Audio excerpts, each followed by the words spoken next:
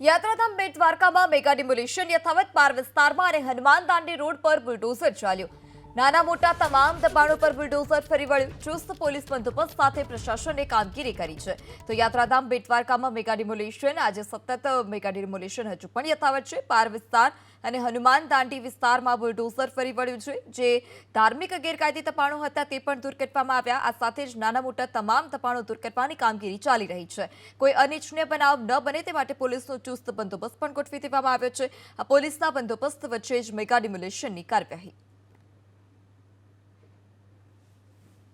તો બેટ દ્વારકામાં ચાલી રહી છે મેગા ડિમોલિશનની કાર્યવાહી। આજે ડિમોલિશનની કાર્યવાહીનો 5મો દિવસ। રાજકોટ રેન્જ આઈજી અશોક કુમાર યાદવે આ મામલે પ્રેસ કોન્ફરન્સ કરી।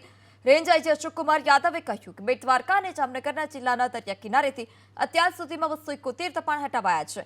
જામનગરના પિરોટન ટાપુ પરથી 7 જેટલા દબાણો તોડી પાડવામાં આવ્યા। જામનગર જિલ્લાના ટાપુ પરથી તમામ દબાણો હટાવવામાં આવ્યા છે।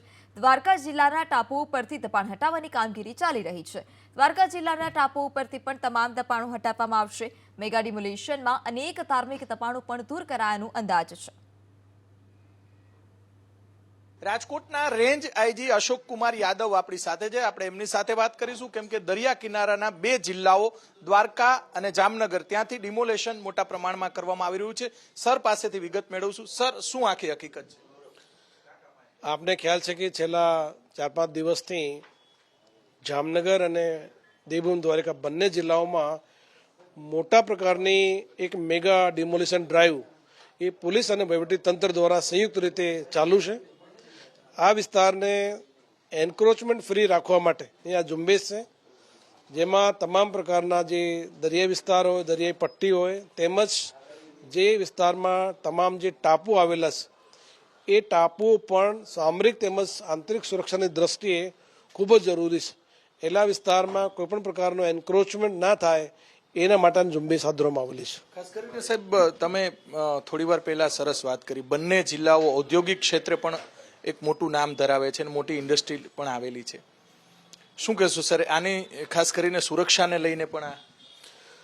આપને ખ્યાલ છે કે જામનગર જિલ્લામાં અને દેવભૂમિ દ્વારકામાં ઇન્ડિયાના સૌથી મોટા જે પેટ્રોલિયમ કોમ્પ્લેક્સ આ વિસ્તારમાં આવેલા છે, એની સાથે સાથે બીજી તમામ પ્રકારની જે ઉદ્યોગો છે એ પણ આ વિસ્તારમાં આવેલા છે। એટલે સામરિક દ્રષ્ટિ તો છે ઠીક, પણ ઔદ્યોગિક દ્રષ્ટિ અને વ્યાપારિક દ્રષ્ટિના કારણે પણ આ બંને વિસ્તાર ખૂબ જ સંવેદનશીલ છે। એટલે આ વિસ્તારમાં દેશની સલામતી માટે, સુરક્ષા માટે આ વિસ્તાર સલામત રહે તો એ ઉદ્યોગો માટે પણ બહુ જરૂરી છે। અને આપને ખ્યાલ છે કે આપણા દેશની બાજુમાં પાકિસ્તાનની પણ સરહદ બહુ નજીકથી આવેલી છે। એટલે આ વિસ્તારને સલામત રાખવા માટે તમામ પ્રકારના જે દબાણો છે, ભલે ધાર્મિક હોય, ઔદ્યોગિક હોય, આવાસીય હોય, એ તમામ પ્રકારના ઝુંબેશ અનુસંધાને દૂર કરવા માટેની આ ઝુંબેશ કરવામાં આવેલી છે। સર, આ દબાણો કેટલા વર્ષથી હતા અને કેટલા દૂર કર્યા ને હવે કેટલા બાકી છે?